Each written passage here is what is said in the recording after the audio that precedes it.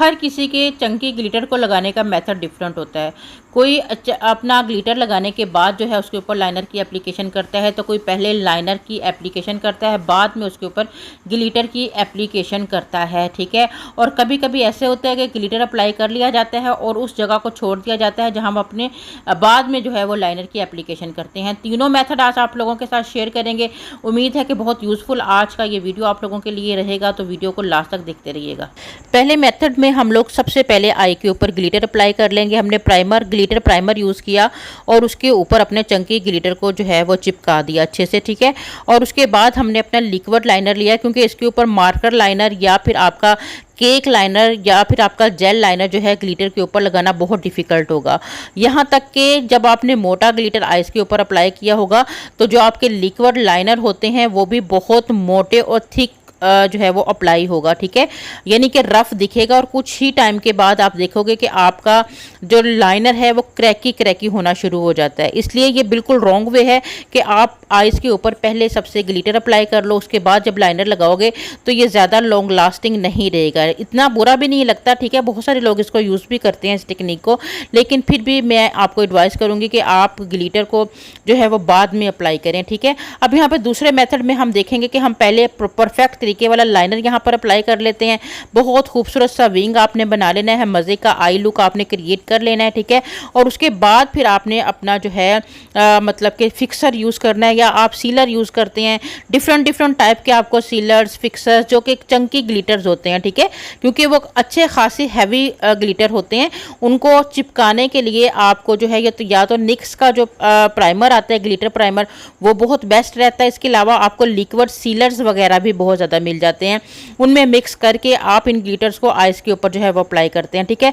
यहाँ मैं आपको इस ग्लिटर के साथ जो है वो निक्स की गम के साथ, इसको ग्लू के साथ जो है वो लगा के दिखाती हूँ। यहाँ पर हम लोगों ने थोड़ा सा, ये बिल्कुल क्रीमी सा है और बहुत अच्छे से अप्लाई हो जाता है। जैसे आपका कंसीलर आसानी से आइस के ऊपर ब्लेंड हो जाता है, अप्लाई हो जाता है, सेम वैसे ही ये भी आपके मतलब कि आई के ऊपर अप्लाई हो जाएगा। जितने हिस्से पर आपने ग्लिटर की एप्लीकेशन करनी है, लाइनर आपने ऑलरेडी लगा लिया हुआ है, अब इतने ही हिस्से पर आपने टैप टैप करते हुए अपने ग्लिटर की एप्लीकेशन इसके ऊपर जो है वो कर देनी होती है।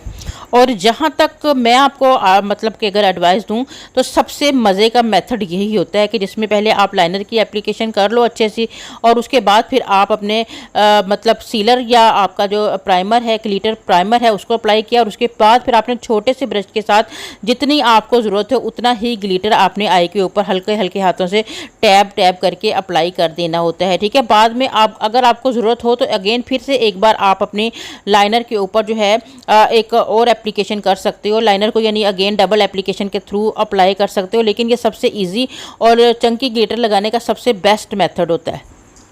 और अच्छे से ग्लिटर की एप्लीकेशन करने के बाद फिर आप एक फ्लफ़ी ब्रश की मदद से जो आपकी मतलब आईब्रो लैशेस के ऊपर हल्का फुल्का ग्लिटर गिर जाता है, उससे आप डस्ट आउट कर दें, और फिर अगेन अपना लिक्विड जो लाइनर होता है उसकी एक बार से फिर से नीट लुक देने के लिए एप्लीकेशन करें। तो आप देखेंगे कितना प्यारा और खूबसूरत जो है ये हमारा जो है वो लाइनर का और हमारे चंकी ग्लिटर का जो है वो लुक आता है। और अगर मैं तीसरा मेथड आपको बताऊं अपने ग्लिटर अप्लाई करने का, तो इसके लिए ये है कि आप ग्लिटर के अंदर अपने सीलर को मिक्स कर लें, ठीक है। आप सीलर के साथ इसको मिक्स करके एक जैसे एक पेस्ट बनाया जाता है, ठीक है, इस तरह प्रॉपर पेस्ट बना लें इसको, और इसको आप फिर हल्का हल्का करके अपने लीड एरिया पर अप्लाई करो। और लीड एरिया पर आप अप्लाई करते टाइम आपने इस चीज़ का ध्यान रखना है कि जो लाइनर वाली जगह है वहाँ पर से आपने ग्लिटर को अप्लाई नहीं करना है, ठीक है। इस मोटे ग्लिटर को आपने उस जगह से छोड़ देना है जहाँ पर आपकी लाइनर की एप्लीकेशन होना है, ठीक है। और इस तरह से आपने जो है वो लाइनर वाली जगह को छोड़ते हुए ग्लिटर की एप्लीकेशन करने के बाद जब आप अपना लाइनर अप्लाई करेंगे ना, तो ये भी एक परफेक्ट तरीका है। आपकी मतलब ग्लिटर भी बहुत खूबसूरत लगेगा और आपका लाइनर और भी ज़्यादा खूबसूरत और नीट लगेगा।